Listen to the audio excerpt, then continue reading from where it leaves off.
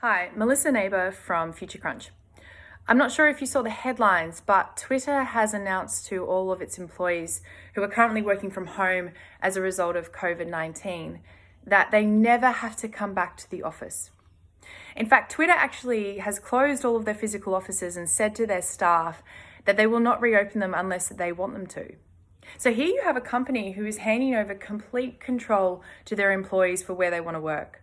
And this isn't the only company that we're seeing take this line. Many organizations have announced new long-term work from home workplace strategies. And I think we certainly are going to see this continue, given that social distancing is now pretty much a part of life and will be for some time. And that there are other barriers associated with going to work, temperature checks, restrictions on people in lifts, and people are having to work meters apart anyway, as it is. So I do think this trend is going to continue.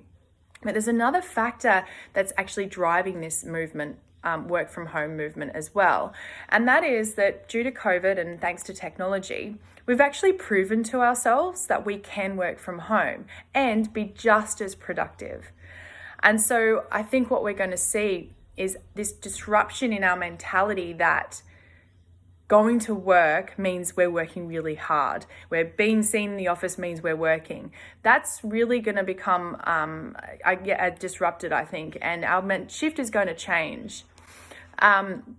What I also really like that's come out of this experience and I guess forced lockdown and therefore forced working from home is that people are experiencing an improved quality of life.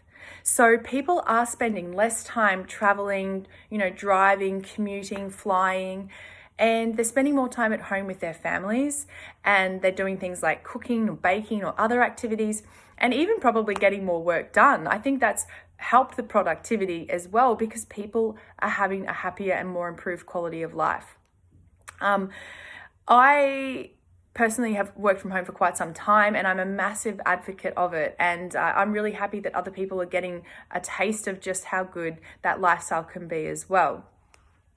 Now, a lot of people tend to think that working from home can be isolating. I actually see the opposite happening. And because people do have a natural tendency or a natural desire to want to connect with other people, what happens is rather than people living in a neighborhood or a suburb, traveling to work during the day and then coming home, they're actually working in their own neighborhood and then therefore interacting in their own neighborhood. So we see people going out and having coffees more or meeting with their neighbors, maybe sending some emails from the local park. We actually have more thriving and bustling neighborhoods when more people work from home. And people get to enjoy that feeling of community and connection from the interaction of people in their own hood. Now, I'm not saying by any means that the city is going to crumble and disappear. I just think what we're going to see is more of a balance of activity across our suburbs and our CBD. In addition to wanting to interact with other people and have that social connection, we also have a desire to work in a motivating and stimulating environment. And for some people, working from home all the time is not their ideal choice. And so what I think we're going to see happen a lot more of is smaller co-working spaces popping up throughout our suburbs. So rather than the big giant buildings in the city and on the fringes of the city, I think we're going to see smaller sort of satellite mini co-working spaces spread right throughout our suburbs and our neighborhoods. And I also think that local councils are actually going to be part of providing these spaces. They do this really well. Local councils provide local community spaces and public spaces and realms for people to interact in. And I think that we might see councils start to step into this space and provide free or even low cost facilities in their local council area. It could even be joined to the local libraries or something like that. I do think we will see councils start to do that, which is exciting.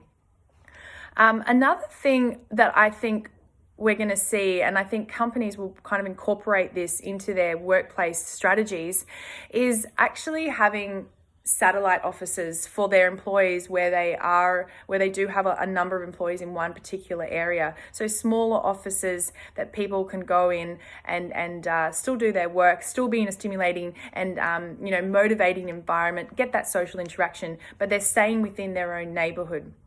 I get excited about this concept because I think when we look at companies that have sort of a head office structure and then a branch or a franchise office, this could play out really well for them, because often with particularly franchise models, business models, there tends to be quite a disconnect that can happen between head office and franchise offices. And if you have ever worked in a franchise office, or you do work in a franchise business model, you know what I'm talking about. There can be quite a lot of, it's hard for head office to roll things out due to communication channels, and it's hard for franchise owners to feel like head office really understand what they're going through day to day, because they're a small business. So often there does end up being some disharmony between head office and the franchise office.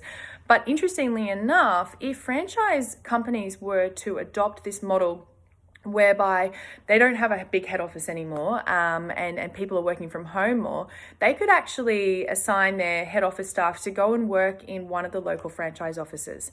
And what I think we could see happen there is this could start to actually change the dynamic between head office and franchise offices, because they're going to build relationships with the people in that office. The communication channels are going to be open every single day, and they're going to probably start to work more as a team. So this could have a really good effect for those offices, franchise businesses, that start to investigate this. Westpac, as an example, shifted 22,000 employees to work from home within a matter of days when the COVID lockdown struck. A really amazing feat. But what they found was that their employees were not just as productive, but some were even more productive.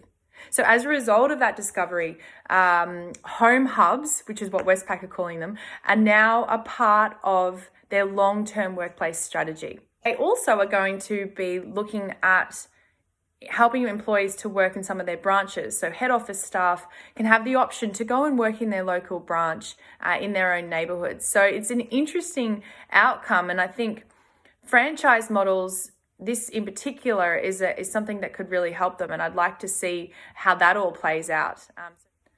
And lastly, for those who do love working from home, like I do, what's pretty exciting is that we're going to start to see our homes be redesigned. So there's an Australian design firm who's leading the way in this, Woods Bagot, and they've actually designed the new split shift home.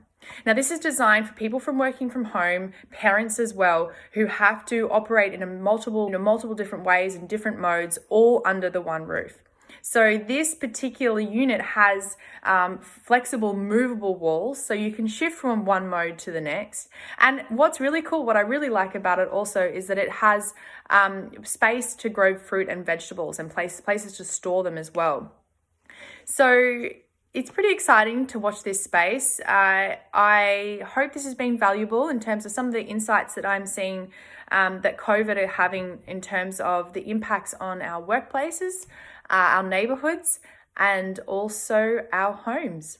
Thanks very much for listening. Signing out, Melissa from Future Crunch.